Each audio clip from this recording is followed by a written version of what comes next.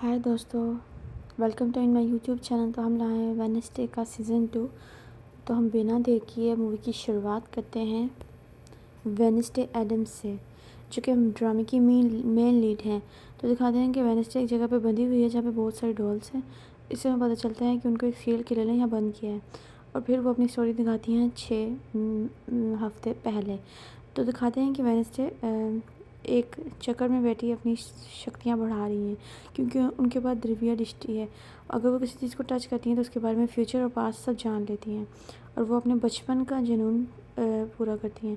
बचपन में ही उन्होंने सुना था कि एक सीरियल किलर बच्चियों को गायब करता है और उसको मार कर फेंक देता है। इसलिए वो उसके बारे में पता करती है और उसका सबसे अच्छा दोस्त थिन उसके लिए पुलिस स्टेशन से चीज़ें लाता है। और फिर वो उसे टच करके देखती है तो उसे पता चलता है कि सीरियल किलर अमेरिका में है। और फिर वो वहाँ से फ़्लाइट लेके जाती है।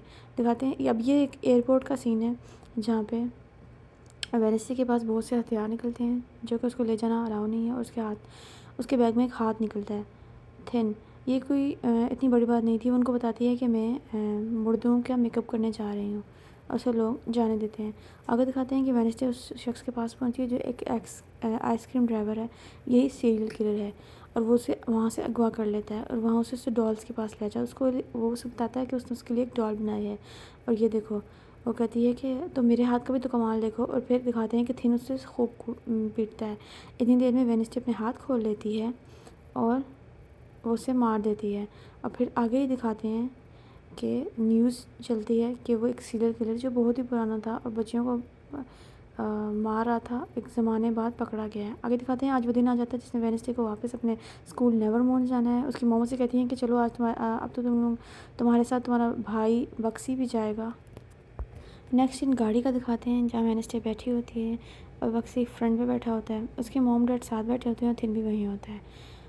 और ये लोग बक्से की ही बात कर रहे थे जिसके पास एक स्पेशल पावर होती है जो इलेक्ट्रिक शॉट्स दे सकता है, बिल्कुल वैसे जैसे इसका अंकल फर्स्टर भी दे सकते हैं, जो कि आगे ड्रामे में दिखाए जाएंगे। और फिर वो वेडनेसडे के कहने पर एक जगह पे हमला करता है जिसकी वजह से एक बहुत बड़ा एक्सीडेंट हो जाता है। आगे सीन दिखाया जाता है कि एक शख्स किसी का वेट कर रहा है। फिर वहाँ एक लड़की आती है और फिर उनका रोमांस शुरू हो जाता है। और फिर देखते हैं कि कुछ कौवे उनको दूर से स्टॉक कर रहे हैं, यानी उन पे नज़र रख रहे हैं। और एक शख्स है जो उन पे नज़र रख रहा है, उनकी पिक्चर्स भी बना रहे हैं, लेकिन कौवे उसी शख्स पे नज़र रख रहे हैं। और वो उनसे डर के एकदम अपनी गाड़ी में बैठ जाता है। और फिर वो देखता है कि गाड़ी में, यानी गाड़ी की बैक सीट्स पे बहुत सारे कौवे हैं और वो सब कौवे उसको मार देते हैं। अगर सीन नेवर मोर्स अकेडमी का दिखाया जाता है, जो कि एक स्पेशल अकेडमी है जहाँ पे से वो बच्चे पढ़ते हैं जिनके पास कुछ स्पेशल पावर्स हैं। जैसे वेडनेसडे के पास दिव्य दृष्टि है, इसी तरह सबके पास कुछ ना कुछ पावर्स हैं। अब ये अकेडमी पहुंच चुके हैं। उसकी माँ कहती है अपने भाई का ख्याल रखना, उसको यहाँ पे कोई प्रॉब्लम नहीं। वो कहती है बिल्कुल, क्यों नहीं। फिर दिखाते हैं एक बचपन का सीन जिसमें वो अपने भाई का बहुत ही अच्छे से ख्याल रख रही थी। आगे दिखाते हैं वेडनेसडे बक्सी के साथ लेके जाती है और उसको कहती है कि मेरे रूल्स फॉलो करना। आगे दिखाते हैं यहाँ पे वेडनेसडे की बहुत ही फ़ैन फॉलोइंग है, हर कोई उसके पीछे पीछे भाग रहा है। और बीएन का, जिसके पास एक स्पेशल पावर जो अपनी वॉइस से किसी को कंट्रोल कर सकती है, उन सबको उससे दूर भगा देती है। ऐसा क्यों, ये हम आपको आगे बताते हैं। फिर दिखाते हैं कि प्रिंसिपल आते हैं और वो भी वेडनेसडे के फ़ैन बने होते हैं, क्योंकि पिछले सीज़न में वेडनेसडे ने सबकी ही जान बचाई थी, इसलिए अब सभी उसके फ़ैन हैं। आगे दिखाते हैं कि उसके फ़ैन उसके दरवाजे तक पोस्टर्स लगा के जाते हैं कि उसके फ़ैन है। और दिखाते हैं कि वो अपने रूम में इंटर होती है तो वहाँ पे बहुत सारे बच्चे भाग रहे होते हैं। और ई नेट, जो कि फर्स्ट सीज़न में वेडनेसडे की बहुत ही अच्छी फ्रेंड बन गई थी एंड पे, जिनके उसने उसकी जान भी बचाई थी, वो सब उसके फ्रेंड्स होते हैं क्योंकि अब वो वुल्फ बन चुकी होती है। और उससे पूछती है कि तुमने सारे टाइम में क्या किया। कहता है मैंने अपनी, और वेडनेसडे से बताती है कि मैंने अपनी दिव्य दृष्टि बढ़ाई है, इसलिए मैं तुम्हारे लिए डॉल भी लाई हूँ। वो कहती है कितनी अजीब, क्यों, उसके बाल बहुत प्यारे हैं। और उसे ये भी बताती है कि मैंने अपने नावल पे काम किया। और वो इनिट को वो नावल देती है पढ़ने के लिए। आगे दिखाते हैं कि दरवाज़ा नॉक होता है और एक लड़का आता है और इनिट छुप जाती है और वेडनेसडे को इशारा करती है उसको मत बताना मैं यहाँ पे हूँ। और वो कहती है वो, और वेडनेसडे भी ऐसे ही करती है। वो कहता है कि मैं उससे काफ़ी टाइम से ढूंढ रहा हूँ, क्योंकि वो उसका एक्स बॉयफ्रेंड होता है। फर्स्ट सीज़न में हमने इनको कपल की तरह देखा था, लेकिन अब इनेट क्योंकि एक वुल्फ बन चुकी है, उसके पास एक वुल्फ की पावर है क्योंकि वो वुल्फ बनती है, इसलिए उससे भाग रही है। आगे दिखाते हैं कि मिसिस एडम्स और उसके फादर वक्सी को उसके रूम में छोड़ते हैं। वहाँ पे उसका एक रूममेट होता है जो कि सारे इंसेक्ट्स को अपने कंट्रोल में कर सकता है, जैसे मधुमक्खियाँ और बाकी सब। और वो उसको बक्सी का बहुत दिल होता है उसका फ्रेंड बनने का, लेकिन उससे इसमें इंटरेस्ट नहीं होता। वो उससे कहता है कि तुम्हारी बहन की वजह से मैं तुम्हारे साथ हूँ, क्योंकि पिछले बार उसने मेरे बहुत हेल्प की थी और मैंने भी उसकी हेल्प करके स्कूल की जान बचाई थी। आगे दिखाते हैं कि प्रिंसिपल जो है वैन मिस्टर और मिसेस एडम्स को कहते हैं कि आप यहीं रुक जाएं गाला के लिए, फ़ंड्स गाला के लिए, क्योंकि हमें बहुत से फ़ंड्स की ज़रूरत है। और वेंसडे की बात अच्छी नहीं लगती। वो कहते हैं हम आपको रूम भी देंगे, आपको घर भी देंगे।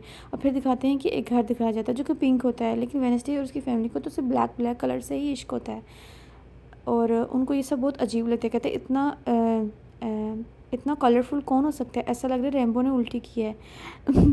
लेकिन और वेडनेसडे उनको कहती है कि आपको चाहिए कि आप यहाँ से चले जाएं, लेकिन उसकी माँ परेशान हो जाती है। उसको पता होता है जहाँ पे वेडनेसडे जाती है वहाँ कोई ना कोई मुसीबत होती है। फिर दिखाते हैं वेडनेसडे गुस्से में वॉक करने जंगल की तरफ चली जाती है और वहाँ देखती है कि वहाँ पुलिस आई हुई है और वो पुलिस के पास जाती है और देखती है कि एक बंदे की मौत हो गई है। पुलिस शेरिफ जो कि एक लेडी है, वो उनसे पूछती है कि तुम यहाँ क्या कर रही हो। कहती है मैं यहाँ टहलते हुए आई हूँ। फिर वो देखते हैं कि एक शख्स उसका पीछा कर रहा है। वो जाके देखती है तो वो पुराना शेरिफ होता है और वही सीज़न 1 में टाइलर के फादर भी होते हैं, जो कि पहले पुलिस में थे, लेकिन उन्होंने अपने बेटे को बचाया था, इस वजह से उनको पुलिस से निकाल दिया गया। आगे दिखाते हैं कि सब बच्चों को एक कहानी सुनाई जा रही होती है एक बच्चे के बारे में जो कि बीमार होता है, इतना बीमार कि उसका दिल इतना कमज़ोर होता है कि वो चल भी नहीं पाता। फिर वो क्या करता है, वो अपने लिए एक सरिया पुर्जा दिल बनाता है और फिर उस पुर्जा दिल की वजह से उसके अंदर से सारी फीलिंग्स ख़त्म हो जाती हैं और फिर वो इतने अजीब अजीब आविष्कार करता है जिसकी वजह से उसकी मौत भी हो जाती है। उनको बताया जाता है कि अगर एक दरख्त के पास जाके उसकी धड़कनें सुनो तो अभी भी सुनाई देती होंगी। आगे दिखाते हैं कि प्रिंसिपल बियनका को बुलाते हैं। उसको कहते हैं कि तुम स्कॉलरशिप पे पढ़ रही हो, हमारे स्कूल के हालात ऐसे नहीं कि हम स्कॉलरशिप बच्चे अफोर्ड कर सकें। अगर तुम चाहते हो कि हम तुम्हें यहाँ ना निकालें तो हम फ़ंड्स लेके आओ। कहती है मैं कैसे फ़ंड ला सकती हूँ, मुझे इसमें दिलचस्पी नहीं। कहते हैं कि अपनी पावर्स यूज़ करो। वो उसे पावर्स यूज़ करने के लिए फ़ोर्स करते हैं। आगे दिखाते हैं कि ईडन बैठी होती है थिन के पास और उन कहती है कि वेडनेसडे अब बहुत ही रूड हो गई है। पहले भी रूड थी लेकिन अब बहुत रूड हो गई है। शायद उसे पता चल गया कि सब उसके पीछे भाग रहे हैं। दिखाते हैं कि वेडनेसडे परेशान होती है और अपना म्यूज़िक बजा रही होती है। दूसरे दिन दिखाते हैं उसकी माँ एक ड्राइंग देख रही होती है जिसमें एक लड़की है जिसके आंसू निकल रहे हैं। इधर दिखाते हैं कि बक्सी जो है वो उस दरख्त के तलाश में निकल गया है ताकि वो देख सके कि वहाँ पे सच में कोई पुर्जा दिल है। दूसरी इधर दिखाते हैं कि वो पुराने शरीफ भी यहाँ हैं और टीचर जो प्रिंसिपल हैं वो पुराने प्रिंसिपल की तस्वीरें देख रहे हैं। और फिर यहाँ पे एक म्यूज़िक टीचर आती हैं जो वेडनेसडे का म्यूज़िक पसंद करती हैं क्योंकि वो काफ़ी जोश से बजा रही होती है, लेकिन कहती हैं कि तुम अपने गुस्से को कंट्रोल नहीं करती हो, इसलिए म्यूज़िक तुम्हें नुकसान दे सकता है। वो कहती है कि मुझे किसी की परवाह नहीं है, जाएँ यहाँ से। नेक्स्ट सीन में दिखाते हैं कि एक गाला की तैयारी हो रही होती है जिससे उनको कुछ फ़ंड्स मिल सकते हैं। कुछ नेवरमोन्ट्स के स्टूडेंट्स से प्रिंसिपल वो तैयारी करवा रहे होते हैं। फिर वहाँ पे मिसेस एडम आती हैं। वो कहती हैं देख लें हम गाला की तैयारी कर रहे हैं। वो कहती हैं पहले तो ऐसा नहीं होता था।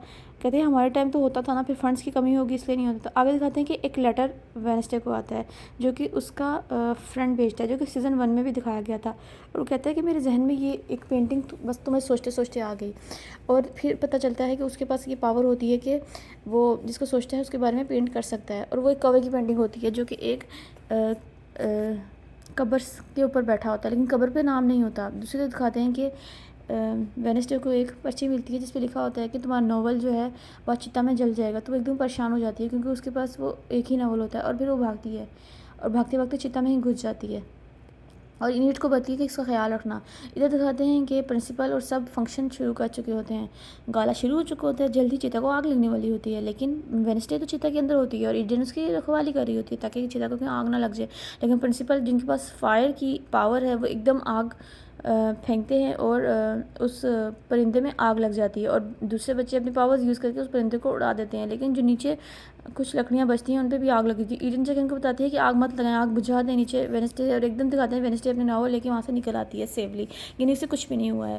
प्रिंसिपल कहते हैं कि हमने तुम्हारे लिए एक पेंटिंग बनाई जो कि बहुत ही बकवास होती है। वेडनेसडे को हंसती नहीं है, उसकी पेंटिंग में उसको स्माइल दिखाया जाता है जो कि वेडनेसडे को बहुत ही बुरा लगता है, लेकिन बाकी लोग को वो सब बहुत पसंद आता है जो कि जिन जिन लोगों ने वेडनेसडे की हेल्प की थी। वेडनेसडे कहती है जो मैं करती हूँ अपने लिए करती हूँ, मैं किसी के लिए कुछ भी नहीं करती हूँ और ना मैं कभी किसी के लिए कुछ करूँगी, हाँ लेकिन मैं स्कूल को बचाने के लिए कुछ भी कर सकती हूँ। और ये कहते हैं वो उस पेंटिंग को आग लगा देती है। सारे ही उससे बहुत नाराज़ होते हैं। दूसरी तरफ दिखाते हैं बक्सी जो कि उस दरख्त तक पहुँच चुका है, वो कान लगा के सुनता से कुछ सुनाई नहीं देता और एकदम वो वहाँ से स्लिप होकर गिर जाता है और उसके अंदर जो इलेक्ट्रिक की पावर है उसकी वजह से उसके एक बड़ा सा करंट निकलता है और वो उस पुर्जा दिल वाले शख्स को ज़िंदा कर देता है, जो कि एक ज़ुम्बी होता है। वो उसे देख के खुश हो जाता है। आगे दिखाते हैं कि इनेड वेडनेसडे के पास आती है उससे पूछने के लिए कि तुमने आग क्यों लगाई है, और एकदम दिखाते हैं कि उसको एक दिव्य दृष्टि नज़र आती है कि जिसकी मौत होने वाली है वो इनेड ही है, और इसी वजह से इनेड उससे नफ़रत करने लगेगी, और साथ साथ उसकी आंखों से काले आंसू निकल रहे होते हैं और वो बिल्कुल पैनिक कर रही होती है। और फिर दिखाते हैं जब उसे होश आता है वो इनेड को आवाज़ देती है, लेकिन वहाँ इनेड नहीं होती है, उसकी मॉम होती है। वो कहते हैं कि इनेड ठीक है, लेकिन तुम ठीक नहीं लग रही हो, तुम ये आंसू कब से निकले, तुमने मुझे पहले क्यों नहीं बताया। वो कहती है कि इतनी बड़ी बात नहीं, कहती ये बड़ी बात है, ये इसका मतलब है कि तुम्हारी पावर्स ख़त्म हो रही है, तुमने अपनी पावर्स को बहुत इस्तेमाल किया, लेकिन अपनी मॉम की बात नहीं सुनती है और वहाँ से निकल जाती है। आगे दिखाते हैं कि वेडनेसडे और थिन कहीं जा रहे होते हैं और वो अपने ड्राइवर, जो कि उनका बहुत ही पुराना और वफ़ादार ड्राइवर, उसको कहते हैं कि मुझे कहीं और भी जाना है। और फिर वो दिखाते हैं कि वो जो एक्स शेरिफ है उनके पास जाती है, जो कि टाइलर का बाप भी है, जिसने उसे बोला भी होता है कि जो मर्डर हुआ है इस हवाले से मुझे तुम्हारी हेल्प चाहिए, क्योंकि वो जानता होता है कि वेडनेसडे के पास दिव्य दृष्टि है और वो उसकी हेल्प लेना चाहता होता है। और जब वो उनके पास जाती है तो देखती है उनकी आंखें किसी ने निकाल दी हैं, और वहाँ पे वो कौवे होते हैं, वही कौवे जो ईडन की जब उसने दिव्य दृष्टि देखी थी उसमें ईडन नज़र आई थी, और जो उसको एक पेंटिंग आई थी उसमें भी थी। अभी वो यही सब देख रही होती है, एकदम पीछे से पुलिस आती है, पुलिस उसे गिरफ्तार कर लेती है, उनको लगता है इसी ने इनको मारा है। हाँ, लेकिन वेडनेसडे को समझाती है कि आप देख सकते हैं पहले की जो मौत हुई थी वो भी ऐसी थी और अब जो हुई है वो भी ऐसी। और यही बात कर सकती है, एकदम वेडनेसडे के फादर आ जाते हैं, जो कि एक लॉयर भी होते हैं। तो कहते हैं कि मेरी लॉयर ही कोई बात नहीं करेगी, अगर आपको चाहिए, अगर आप बात करना चाहते हैं तो पेपर वर्क पूरा करवाएं, और अब मैं अपनी बेटी को लेकर यहाँ से जा रहा हूँ। और वो वहाँ से निकल जाते हैं। अगर दिखाते हैं गाड़ी में बैठ के उससे पूछते हैं कि तुम वहाँ क्या कर रही थी। वो उनको बताती है कि शेरिफ ने मुझे बुलाया था, उन्होंने मुझे कहा था कि उनको मेरी हेल्प चाहिए एक मर्डर की सिलसिले में, और ये परिंदे बहुत ख़तरनाक है, उन्होंने मुझे ये भी कहा था। उसके फादर कहते हैं तुम हर काम में टांग उड़ाती हो, ये अच्छी आदत नहीं है। आगे दिखाते हैं कि बक्सी यूजियन के फार्म में होता है, जहाँ पे उसने बहुत सारी मधुमक्खियाँ रखी हैं, जहाँ पे वो उनका शहद भी निकालता है। और वो कहते हैं तुम अंदर क्या कर रहे हो, क्योंकि तुम मेरी मक्खियाँ तो नहीं खा रहे हो। अंदर जाके देखते हैं तो वो ज़ुम्बी वहाँ अंदर होता है। उसे बताता है कि जो हमने स्टोरी सुनी थी वो एक्चुअली एक स्टोरी नहीं थी, वो सच था। वो कहते हैं तुमने इसे यहाँ क्यों रखा है, ये बहुत ख़तरनाक हो सकता है। लेकिन बक्सी को ज़रा भी डर नहीं लग रहा होता, कहते नहीं ये तो मेरा फ्रेंड है। और यूजिन को एहसास होता है कि अगर वो बक्सी को पहले ही अपना फ्रेंड बना लेता तो वो एक ज़ुम्बी को कम से कम अपना फ्रेंड नहीं बनाता। और दिखाते हैं कि ज़ुम्बी उनके ऊपर गुस्सा कर देते हैं। आगे दिखाते हैं कि वेडनेसडे परेशान होती है क्योंकि उसने इनेड की मौत देखी होती है। वेडनेसडे जैसे भी हो, लेकिन इनेड उसके लिए बहुत ही स्पेशल होती है, क्योंकि वो उसकी बहुत ही अच्छी फ्रेंड होती है, वो माने या ना माने। आगे दिखाते हैं कि वो रूम में जाती है तो इनेड वहाँ मरी पड़ी होती है। वो भाग के उसके पास आती है, वो थिन को कहती है सबके बुला के लाओ। इतनी देर में इनेड उठ जाती है और बताती है कि ये तो फुल क्या नाम है प्रैंक डे था और सब कैचअप है। वो एकदम परेशान करती है तुमने मेरे रूम में वो आँख क्यों रखी थी। और फिर जाके वो आँख देखती है तो उसे पता चल जाता है कि वो जो शेरिफ जिसकी मौत हुई थी उसी की आँख है, क्योंकि उसकी आँखें मिसिंग थी। और लेकिन इनेट को ये लग रहा होता है कि ये फेक आँख है। और फिर दिखाते हैं कि उसको कुछ मैसेजेस आते हैं जो कि शेरिफ के ही नंबर से आ रहे होते हैं। इसका मतलब शेरिफ का फ़ोन भी मिसिंग है और कोई उसे मैसेज कर रहा है, वो समझ नहीं पाती। आगे जगह दिखाते हैं कि सब प्रैंक डे इन्जॉय कर रहे थे। फिर दिखाते हैं कि प्रिंसिपल वहाँ आते हैं और फिर एक टीचर भी आता है, जो कि बहुत ही पुराने टीचर होते हैं, जो कि एक इलेक्ट्रिक की मदद से चल रहे होते हैं, वरना ऑफ कोर्स उनकी मौत हो गई होती। और वेडनेसडे के पास आती है, उनसे पूछती है कि यहाँ पे कोई ऐसा है जो परिंदों को अपने काबू में कर सके। तो वो प्रिंसिपल कहते हैं कि मैं यहाँ से काफ़ी सालों से हूँ, कोई 100 सालों से, लेकिन अभी तक यहाँ पे 10-15 साल से तो ऐसा कोई भी नहीं आया जो कि परिंदों को काबू कर सके। आगे दिखाते हैं कि बियांका मिसेस एडम के पास आती है। क्यों? क्योंकि वेडनेसडे की जो नानी है यानी मिसेस एडम्स की जो माँ है वो बहुत ही रिच हैं और वो अगर फंड्स देंगी तो स्कूल को बहुत ही फ़ायदा होगा। आगे दिखाते हैं कि बक्सी और यूजिन ज़ुम्बी के लिए कुछ खाना लेके आते हैं, जो कि बहुत ही गंदे कीड़े होते हैं, जो कि उससे बहुत ही पसंद आते हैं। आगे दिखाते हैं कि वेडनेसडे बैठी होती है और सोच रही होती है कि ईडन को कैसे बचा सकती है, लेकिन उसे कुछ भी समझ नहीं आता है। और उसको पता चलता है कि उसकी दिव्य दृष्टि भी काम नहीं कर रही है। फिर दिखाते हैं कि वो स्कूल से भी नहीं निकल सकती है। और फिर उसे ख्याल आता है कि इनेट जो कि एक ड्राइविंग क्लासेस देने लगी है, वो उसका फॉर्म लेके ड्राइवर के पास चली जाती है। वो कहते हैं कि तुम ही वो लड़की है जिसने मुझे हायर किया था। कहती है हाँ मैं ही हूँ। और दूसरी तरफ दिखाता है कि इनेट अपने रूम में वो अपना फॉर्म ढूंढ रही होती है, लेकिन उसे पता नहीं होता कि वेडनेसडे उनके साथ निकल भी गई है। आगे दिखाते हैं कि वेडनेसडे की मामा उसके रूम में आती हैं और उससे पूछती हैं, थिन से पूछती हैं कि गुडी की बुक्स कहाँ हैं। गुडी फिर फर्स्ट सीजन में दिखाते हैं कि वेडनेसडे की हेल्पर एक होती है जो कि उसको बताती है कि सही क्या है और गलत क्या है। यहाँ दिखाते हैं कि वेडनेसडे हेलोविल में आती है, जो कि एक असाइलम है जहाँ पे आउटस्कार्स को रखा जाता है और टाइलर भी यहीं होता है। और वेडनेसडे को शक होता है कि कहीं टाइलर नहीं तो अपने बाप को नहीं मारा। और वो जाके यानी जो शेरिफ की मौत हुई थी उस पर वो जाकर डॉक्टर से मिलती है। डॉक्टर कहती है कि मैंने कभी किसी हाइड को नहीं देखा, किसी राक्षस को। तो फिर वो उसे टाइलर से मिलती है और फिर यहाँ पे हमें बताते हैं कि सीज़न 1 में टाइलर वेनेस्डे से मोहब्बत करता था। उनका एक ज़बरदस्त किस भी हुआ था, लेकिन क्योंकि टाइलर एक राक्षस था इसलिए वेनेस्डे से दूर हो गई और उसने उसे पकड़वा के यहाँ बंद करवा दिया। फिर दिखाते हैं कि टाइलर एकदम राक्षस में बदलना शुरू हो जाता है, लेकिन वो सिर्फ शॉक्स देके नॉर्मल कर देते हैं और वो उसको बताते हैं कि तुम्हारा बाप मर गया है। वो कहते हैं इनट को मुझसे बचा के रखना। और फिर एकदम वेनेस्डे को ख्याल आता है कि पिछले सेमेस्टर में इसी इनट ने ही तो इस हाइड को पकड़ा था और हो सकता है यही उसे मार दे। आगे दिखाते हैं कि थिंग जो होता है वो बैठा कुछ बॉटल्स पी रहा होता है और एकदम से एक लेटर आता है और एडियन वो लेटर पढ़ती है और साथ उसका न्यू बॉयफ्रेंड भी होता है। वो लेटर पढ़ ही रही होती है, वो कहती है वो आज तुम्हारा बर्थडे है, वैसे तुम्हारा बर्थडे भूल गई। और एकदम वहाँ कोई आता है, वो इनट को उठा के ले जाता है और थिन को भी बंद कर जाता है। आगे दिखाते हैं वेडनेसडे रूम में आती है तो थिन को निकालती है, पूछती है कि ईडन का उसका मोबाइल यहाँ क्यों पड़ा है। वो बताता है कि कोई एकदम आया वो ईडन को ले गया। फिर वो उसे ढूंढ रही होती है, देखते हैं कि ईडन एक पुराने से टावर पे बंद है जो कि इन्हीं के स्कूल का होता है और साथ उसका बॉयफ्रेंड भी है। वो बॉयफ्रेंड से कहता है कि तुम अपनी फ्रेंड की वजह से ही पीछे फंसती हो। कहती है कि नहीं वो मेरी फ्रेंड है, मैं उसके लिए मर भी सकती हूँ और उसके लिए कुछ भी कर सकती हूँ, किसी को मार भी सकती हूँ। यहाँ पे दिखाते हैं कि वेनेस्डे से ढूंढ रही होती है और ढूंढते ढूंढते वो पियानो क्लास में आती है। उससे देखती है कि वो एक पहेली है, वो उससे बताते हैं कि इसे सॉल्व करो। पहेली सॉल्व करते करते आखिर ईडन तक पहुँच ही जाती है, लेकिन ईडन एक बहुत ही ख़तरनाक चीज़ में फंसी होती है। जैसे जैसे मूव कर रही होती है कुछ छुरियाँ उसके ऊपर गिर रही होती हैं। वो बहुत मुश्किल से अपनी जान बचा रही होती है क्योंकि वो बंधी होती है, वो मूव भी नहीं कर सकती है। थिन वहाँ पे आता है, थिन उसकी जान बचाने लगता है, लेकिन जैसे जैसे थिन उसके उस जगह के ऊपर पाँव अपने आप को रखता है, उसके वेट की वजह से सारा हिलना शुरू हो जाता है। फिर वेनेस्डे को नजर आता है कि वहाँ पर टाइपराइटर पड़ा है और वहाँ पर लिखा है कि ये पहेली सॉल्व करो। और फिर वेनेस्डे वहाँ देखती है वहाँ बहुत सी बुक्स होती हैं। वो एकदम उसके ख्याल में आता है यहाँ पे एक बुक मिसिंग है, वो उसका नाम लिखती है तो वो मशीन रुक जाती है। और फिर दिखाते हैं कि एक लड़की सामने आती है जो कि आउट क्लास के यूनिफॉर्म में होती है, जिसका नाम एग्नेस होता है। वो कहती है कि तो प्रैंक था, आपके लेवल का प्रैंक, और मैं आपकी बहुत बड़ी फ़ैन हूँ। और वेनेस्डे को ये बात बहुत बुरी लगती है कि उसने उसे बहुत ही डरा दिया था, वो तो इसका वक्त भी ज़ाया कर दिया। आगे दिखाते हैं कि बियनका आती है और वो अपने सायरन का इस्तेमाल मिसेस एडम्स पे कर जाती है और उनको कहती है आप अपनी माँ से बात करें, और वो मान भी जाती हैं। दूसरी तरफ दिखाते हैं कि वेनेस्डे वहाँ बैठी होती है और वो उसको याद आ ही जाता है फाइनली कि आज थिन का बर्थडे है और उसके लिए गिफ्ट भी लाती है। वो उससे नाराज़ होता है, कहता है कि मैंने आपके लिए कितना कुछ किया, लेकिन आप लोग मुझे नौकरों की तरह ट्रीट करते हैं, और उससे सॉरी करती है। दूसरी तरफ दिखाते हैं कि ज़ुम्बी गायब हो जाता है और दिखाते हैं कि वो मिल ही नहीं रहा होता। इधर दिखाते हैं कि ये जो ईडन का इनिट का टीचर होता है, ड्राइविंग टीचर, वो पानी में बारिश में फंस जाता है, इसलिए वो वापस नहीं जा पाता। वो अभी गाड़ी में ही होता है कि एकदम कोई आके उसको मार देता है, किसको इसका दिमाग खा लेता है और पता चलता है वो ज़ुम्बी ही होता है जो वहाँ से भाग आया होता है। अब वो बक्सी के पास नहीं होता। इधर दिखाते हैं कि मिस्टर एंड मिसेस एडम उसको थिन को एक लेडी के पास लेके आते हैं जो एक लेडी को उन्होंने बुलाया होता है थिन की मसाज करने के लिए, और वो खुद भी शर्मिंदा होते हैं कि वो थिन का बर्थडे कैसे भूल सकते हैं। और फिर मिस्टर एडम्स देखते हैं कि मिसेस एडम बहुत ही परेशान है, वो उनके साथ डांस करते हैं, उनको रिलैक्स करने की कोशिश करते हैं। उनसे पूछें कि आप इतनी परेशान थे, आप गुडी की बुक जो है वो वेनेस्डे को वापस कर दें। वो कहते हैं कि मुझे 1 मिनट रूम में जाना है, तुम रूम में ड्रिंक्स बना के ले आओ। और उसे रूम से कुछ आवाज़ आ रही होती है क्योंकि उसके कान बहुत ही तेज़ होते हैं। वो रूम में जाती है, देखती है वेनेस्डे उसके रूम में बुक्स ढूंढ रही होती है। कहती है तुम्हें लगता है कि मैं इतनी काम की चीज़ यहाँ रख दूँगी। कहती है आप पहले भी तो यहीं अपनी चीज़ें रखती थी। कहती है पहले मैं चाहती थी कि तुम उसे ढूंढो। और फिर कहती है कि मुझे पता है कि उस मर्डरर जो कि बचपन से ही मिसिंग था बहुत ही ज़माने से, उसे तुमने ही मारा। वो कहती है कि हाँ तो मेरा अपना तरीका है। और फिर वो वहाँ से चली जाती है और उसकी माँ कहती है मैं तुम्हें कभी बुक्स नहीं दूँगी। आगे दिखाते हैं उसके फादर ड्रिंक लेके आ जाते हैं। इधर दिखाते हैं कि वेनेस्डे बैठी उस आंख को देख रही होती है और एडिट कहती है कि तुम ऐसे देख रही हो जैसे कि ये असली आंख है। वो बताती है कि हाँ ये शेरिफ की आंख है, टाइलर के फादर की। वो एकदम डर जाती है, कहती है तुम अभी आए हुए 3 ही दिन हुए हैं और तुमने एक मर्डर केस में खुद को फंसा लिया, मुझसे दूर रहा करो। थिन उससे बातें कर रहा होता है और वो उससे बताता है कि मैं तुम्हारी हेल्प करूँगा। एकदम वहाँ पे एक लड़की आती है, ये वही है जो उसकी स्टॉकर होती है एग्नेस, और वो उसके पास एक पावर है जो वो गायब होकर कहीं भी पहुँच सकती है। वो कहती है तुम यहाँ कब से हो। कहती है मैं यहाँ काफ़ी देर से हूँ, जब तुम एडेंट से बातें कर रही थी और अब मुझे ये भी पता चल गया है कि ईनिट क्योंकि मरने वाली है, तुमने अभी थिंग को बताया, इसलिए मैं तुम्हारी हेल्प करना चाहती हूँ। वो कहती है मुझे किसी की हेल्प नहीं चाहिए। दूसरे दिखाते हैं कि ज़ुम्बी खुद ही कहीं गया था और वापस भी आ गया, और उसका दिमाग के अंदर देखा जाता है कि दिमाग भी उसका बढ़ रहा है।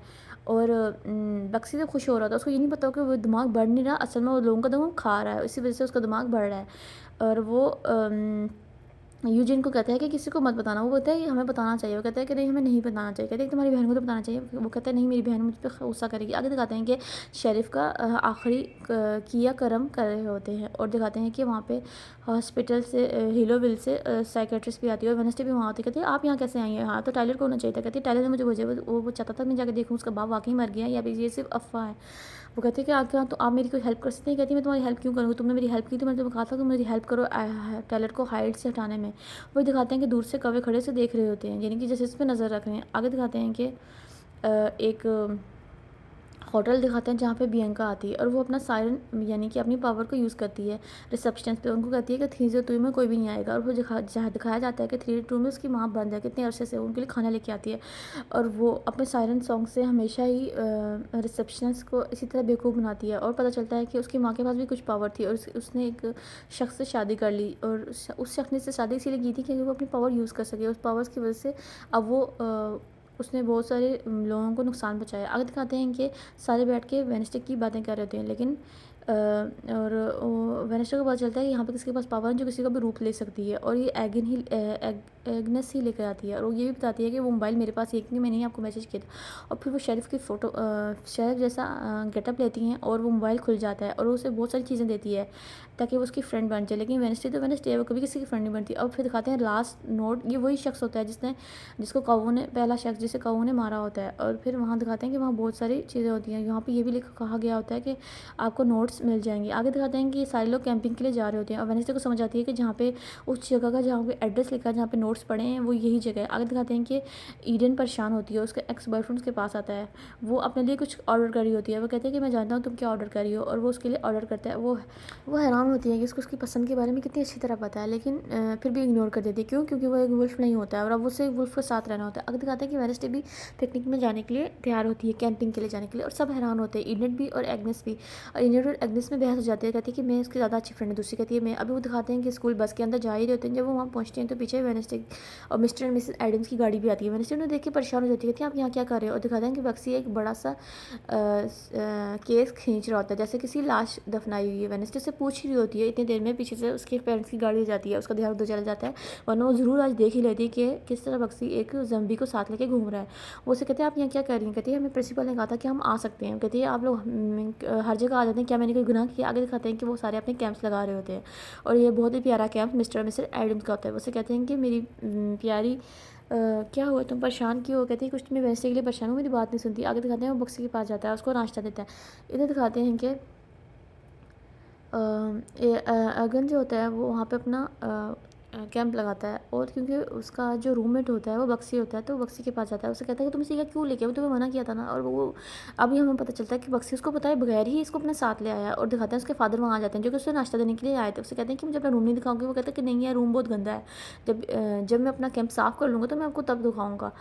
और वो कहते हैं कि ठीक है, फिर वहाँ से चले जाते हैं। आगे दिखाते हैं कि प्रिंसिपल जो होते हैं उन सबको एक ड्रेस देते हैं, एक शर्ट से। और फिर दिखाते हैं कि वहाँ पे एक और टीम आ जाती है। वो कहती है कि आज तो हमें यहाँ आना था, हमारे पास एक नोटिस भी है। वो उन्हें नोटिस दिखाते हैं, तो प्रिंसिपल भी उन्हें नोटिस दिखाते हैं, कहते हैं कि आप लोगों को जो नोटिस मिला है वो पुराने प्रिंसिपल के, अब जो न्यू प्रिंसिपल है उनका बेटा है, उसने हमें नोटिस दिया है। वो कहते हैं इससे कुछ नहीं हो सकता, और इसका मतलब है उनको उनमें से किसी एक को वहाँ जाना पड़ेगा। और सब परेशान हो जाते हैं, आउटकास्ट भी, और वो जो नॉर्मीज़ होते हैं वो भी। नॉर्मीज़ यानी जो नॉर्मल लोग होते हैं। और वहाँ वेडनेसडे आ जाती है। वेडनेसडे कहती है हम एक कंपटीशन कर लेते हैं, अगर तुम लोग कंपटीशन जीते तुम लोग यहाँ रह सकते हो, हम कंपटीशन तो हम जीत सकते हैं। और सब लोग राजी हो जाते हैं, और सब बहुत एक्साइटेड भी होते हैं, क्योंकि वेडनेसडे जो कहती है वो सब को ही सही लगता है, उनको कभी भी वेडनेसडे की बात गलत लग ही नहीं सकती। और दिखाते हैं कि वो है कि एग्स रखते हैं, कहते हैं कि जब जो इन तक पहले पहुंचेगा वो जीत जाएगा। और फिर दिखाते हैं कि सब एक गेम को समझने की कोशिश करते हैं। जब वेडनेसडे उनको गेम समझा देती है तो वो लोग गेम स्टार्ट करते हैं, और वेडनेसडे उनकी टीम में ही होती है आउटकास्ट की। और फिर दिखाते हैं कि इनेट भी उनकी हेल्प कर रही होती है, बहन का भी होती है, और वो जो इनेट का एक्स बॉयफ्रेंड था वो भी होता है, और जो उसका प्रेजेंट बॉयफ्रेंड होता है वो भी होता है।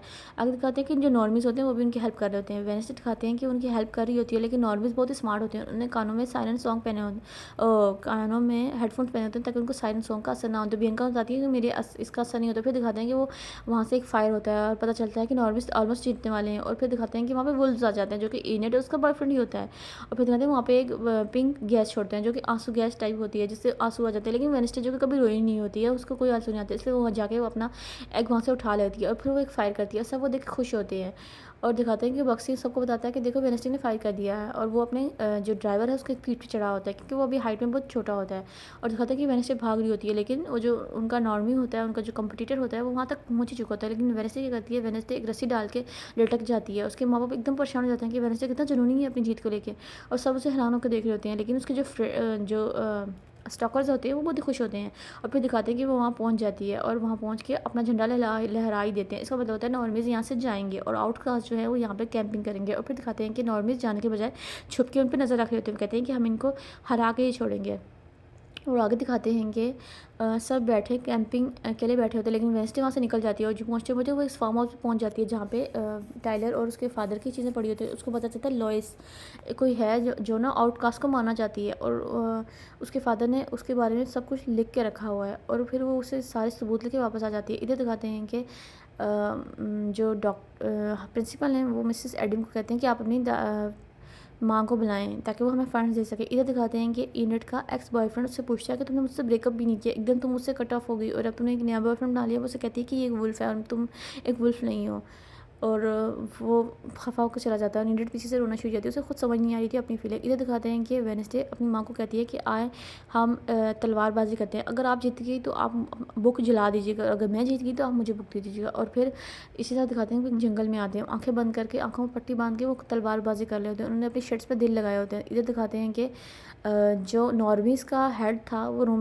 एक कैंप में छुपता है। वो कैंप इत्तेफाक से बॉक्सी का ही होता है, और दिखाते हैं कि ज़ुम्बी वहाँ से बाहर आ जाता है और वो एकदम भागते भागते उसके बाप के पास आ जाता है। उसे मारने ही लगा होता है, लेकिन बक्सी वहाँ पे आ जाता है, उसने फेदर को बचा लेता है। और फिर दिखाते हैं वो आगे पीछे भाग रहा है, और वेडनेसडे हार जाती है, लेकिन वो अपनी माँ को बचा लेती है। फिर दिखाते हैं वो पुलिस को बुलाते हैं और वो उस ज़ुम्बी को पकड़ के ले जाते हैं। दिखाते हैं कि वेडनेसडे देखती है कि जो स्टॉकर है वो वहीं घूम रहा होता है, और फिर दिखाते हैं कि वो बैठ के थिन के साथ कुछ डिसाइड कर रही थी। दूसरी तरफ दिखाते हैं कि हमें एक लेडी नज़र आती है जो कि पिछले सीज़न में टाइलर की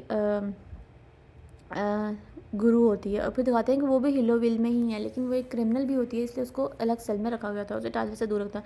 लेकिन प्रिंसिपल जो कि टाइलर को काबू नहीं कर सकती है, वो अब उसकी हेल्प लेने की कोशिश करती है। कहती है कि मुझे एक बार पहले टाइलर से मिलने दो, फिर मैं तुम्हारी हेल्प करूँगी। वो टाइलर के पास जाती है, उसको कहती है मैं तुम्हारी मम्मा हूँ, और उसका गला पकड़ लेता है। वो कैसे उसे कहती है मैं तुम्हारी हेल्प करूँगी। इधर दिखाते हैं कि वेडनेसडे उन लोगों की ढूंढ रही होती है, लेकिन जिसे जो जो उसे सबूत मिल रहे हैं तो सब लोग मर चुके हैं। और दिखाते हैं उसकी नानी वहाँ आती है, उससे कहती है कि तुम यहाँ पे क्या कर रही हो कब्रों में, तुम्हारे तो कब्रों में कोई काम नहीं है। और फिर से पता चलता है जो इतनी अमीर है वो इसीलिए हैं क्योंकि ये लोगों के फ्यूनरल्स करवाती हैं। और फिर दिखाते हैं कि वो अस्थियाँ देख रही होती हैं, उन्हें पता चलता है कि ये सिर्फ अस्थियाँ नहीं है, सिर्फ राख ही है, यहाँ पे कोई इंसान की हड्डी नहीं है। इसका मतलब है जो टाइलर के फादर ने जो चीज़ें शेरिफ ने जो सबूत इकट्ठे किए थे वो सब लोग मरे ही नहीं है, असल में वो लोग गायब हैं। वो कहती है कि आप मेरे लिए कब्रिस्तान ख़रीद लें। और आगे दिखाते हैं कि वेडनेसडे अपने स्कूल में वापस आती है और फिर देखती है कि रूम के बाहर एक रिबन लगा, तो अंदर जाती है तो देखती है कि वो एजेंट और उसका बॉयफ्रेंड रोमांस कर रहे होते हैं। वो इतनी हैरान होती है, कहते हैं तुम यहाँ क्या कर रही हो, तुम नहीं जानती हो कि एग्नेस यहीं पे होती है। और एकदम दिखाते हैं कि एकदम सामने आती है। एजेंट कहती है तुम यहाँ से कहती है तुम यहाँ कब से हो, कहती है जब से तुम कर रही थी। और वेनेसडे को ये बात बहुत ही बुरी लगती है, कहती है कि तुम यहाँ क्या कर रही हो। वो दोनों वहाँ से निकल जाते हैं, लेकिन इनेट और एग्नेस वहीं होती है। वो कहते हैं कि हमें इस जगह को ढूंढना है और हमें हिलोविल में घुसना भी है। कहती है उसके लिए मुझे अपने अंकल को ढूंढना पड़ेगा। और फिर दिखाते हैं कि अंकल उसके आते हैं, एक्टर फास्टर, जिसके पास इलेक्ट्रिक की पावर होती है, और वो एकदम ही एग्नेस को ढूंढ लेते हैं जो कि गायब होती है, लेकिन वो इतना शार्प होते हैं कि वो उसे ढूंढ लेते हैं। फिर दिखाते हैं वो एक होटल में जाते हैं। अब ये वही होटल होता है जहाँ पे बियंका की मादर भी होती हैं। वो अपने लिए एक रूम बुक करवाता है, रूम में जाकर इतना शोर डालता है कि वो लोग घबरा के एकदम पुलिस को बुला लेते हैं। पुलिस वालों के पास जाते हैं, पुलिस वालों के सामने वो ऐसी बातें करते हैं कि पुलिस वालों को पता चल जाता है कि इसको कोई प्रॉब्लम है। उनको ये भी पता चल जाता है कि ये भी एक आउटकास्ट ही है, इसलिए वो पुलिस के बाद से हिलोविल में भेज जाते हैं। और वैसे भी यही चाहते हैं कि हिलोविल में जाएँ और लॉइस को ढूंढें। और इसी तरह जब पुलिस आती है तो वो 302 में भी चली जाती है। और इस तरह दिखाते हैं कि बियंका की मादर भी पकड़ी जाती है। अगला सीन एकेडमी का दिखाया जाता है, जहाँ पे एजेक्स जो होता है वो बियंका के साथ कुछ काम कर रहा होता है गाला के बारे में, और प्रिंसिपल भी वहीं होते हैं। और बियंका को एकदम मैसेज आता है और वो कहती है कि मुझे यहाँ से जाना है, मुझे इमरजेंसी। उसे समझ आ जाती है उसकी माँ पुलिस के पास है।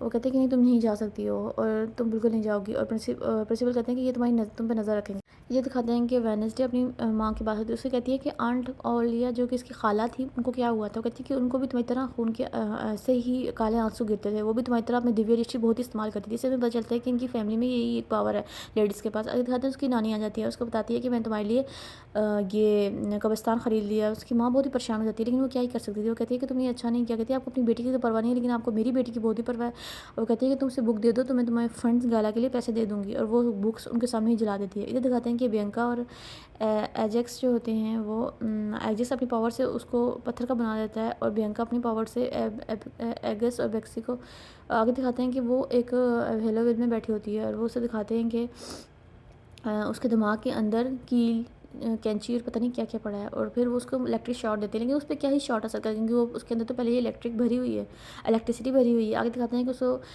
एक जगह पे रखते हैं जहाँ वो पेंटिंग कराता है, लेकिन वो अपनी ही पेंटिंग कराता है, लेकिन वो इतना खुद पसंद होता है। फिर दिखाते हैं कि वो खाना खाने के लिए एक डाइनिंग टेबल पे जाते हैं, और वहाँ पे उनको एक लड़की नज़र आती है जो कि एक शेफ़ ही होती है, और उसके शर्ट के ऊपर लॉयस लिखा होता है, लेकिन जब उसके पास जाता है तो समझ आता है लॉयस नहीं, ये लोकस है। और फिर आगे दिखाते हैं कि वेडनेसडे अकेडमी का सीन दिखाते हैं। एग्नेस उसके पास होती है और एनिड बहुत ही जेलस हो रही होती है, लेकिन वो वेडनेसडे को बता नहीं पा रही थी, लेकिन वेडनेसडे तो उसी की जान बचाना चाहती है, लेकिन एनिड को ये बात नहीं पता होती, वेडनेसडे उसे नहीं बताती है। और फिर दिखाते हैं भाई कवे आ जाते हैं, वेडनेसडे से गुस्सा करती कहती है अपने रूम में जाओ, लेकिन वो नहीं जाती, कहती क्यों जाओ, तो कि तुम एग्नेस के साथ घूमो, तो मैं तुम्हारी फ्रेंड नहीं हूँ क्या। और फिर कवे उस पर अटैक कर जाते हैं, वो बड़ी मुश्किल से खुद को और उसको बचाती है टेबल के पीछे छुप के। और फिर दिखाते हैं कि कवे थिन को उठा के लेके जा रहे थे, और दिखाते हैं कि प्रिंसिपल वहाँ आते हैं और अपनी आग वाली पावर से उस पर शूट आउट करते हैं और फिर उसे बचा लेते हैं। और फिर दिखाते हैं कि आगे दिखाते हैं कि वेडनेसडे उस बंदे के पीछे भागती है, लेकिन वहाँ पे कोई भी नहीं होता। इधर दिखाते हैं बियंका के पास पुलिस स्टेशन में उसकी बेटी पहुँच चुकी होती है और वो अपनी पावर से उसे बचा लेती है। आगे दिखाते हैं कि उसकी माँ से पूछती है कि अंकल फास्टर किस तरह पकड़ेगी, वो तो कभी पकड़ नहीं जा सकते। इधर दिखाते हैं कि फास्टर लुइस को ढूंढ रहा होता है, लेकिन उसे कोई भी मिल नहीं रहा होता है। वेडनेसडे अपनी माँ को बताती है कि मेरी हेल्प करने के लिए पकड़ के थी, तुम ठीक नहीं कर रही हो। आगे दिखाते हैं कि एगस और बियंका अपनी माँ को यहाँ ले आते हैं, क्योंकि वो पुराने स्टूडेंट्स होते हैं, वो के सारे सीक्रेट जानते होते हैं, इसलिए वो उनको छुपा के क्लासरूम में ही ले जाते हैं ताकि उन्हें यहाँ छुपा के रख सकें, और वो उसे किसी होटल में रखने का रिस्क नहीं ले सकते। आगे दिखाते हैं कि मरेलिन जो कि टाइलर की बॉस भी है, वो जाके उनको वो हेलोविल में अंकल फास्टर को दे जाती है, क्योंकि वो उससे पहले से जानती हुई जाके उनको बता देती है कि और वो जो लोएस को ढूंढ रहे होते हैं उनको पकड़ के ज़ुम्बी के साथ बंद कर देते थे, क्योंकि पहले हमें पिछले एपिसोड में दिखाया गया था तो लोएस ही बंद है। और थिन आगे को मिस्टर वेडनेसडे को बताता है कि मिस्टर फास्टर पकड़े गए हैं, और एग्नेस और एनेड उसकी हेल्प करने की कोशिश करती है, और एनेड को वैसे फील होता है कि वो उसे बहुत ही अंडर एस्टिमेट करती है, लेकिन वो तो उसकी जान बचाना चाह रही है, लेकिन वो ये चीज़ नहीं समझती। आगे दिखाते हैं कि बहुत ही मुश्किल से एग्नेस उसे हेलोवेल के अंदर लेके जाती है, और फिर दिखाते हैं कि वो उसको हेल्प करने में कामयाब भी हो जाती है अंकल फास्टर की, क्योंकि वही लड़की लोकस जो कि उनकी बहुत ही अच्छी फ्रेंड बन चुकी थी, वो उसकी बहुत ही हेल्प करते हैं और वेडनेसडे की, क्योंकि वो उससे इन लव थी, और वो कहती है कि मैं उनको बहुत मिस करती हूँ। आगे दिखाते हैं कि ज़ुम्बी वहाँ पे आके खड़ा होता है और वेडनेसडे जाके अपने अंकल को छुड़वाती है और बाहर निकल आती है, और रूम बंद करना भूल ही जाती है।